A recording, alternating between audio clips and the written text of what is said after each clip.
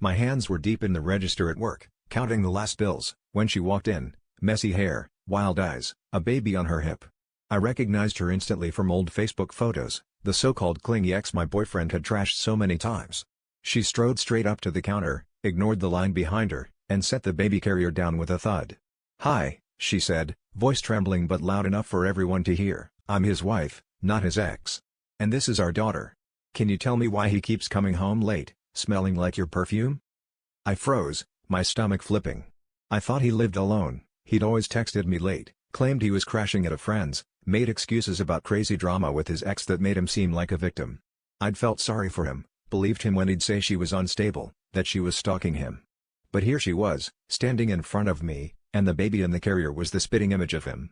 She looked me dead in the eye, daring me to say something. I stammered out a denial, but she just laughed, shaking her head, like she'd heard it all before.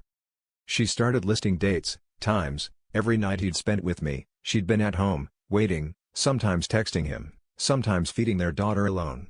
She told me about the late-night fights, his promises to change, the way he'd sworn he was just working overtime.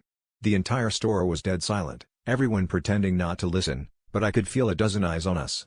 I wanted to disappear, but she kept going, her anger rising, until finally she shoved her wedding ring in my face. "You think you're the only one he lies to?" When she finally left, baby and all, I just stood there, shaking.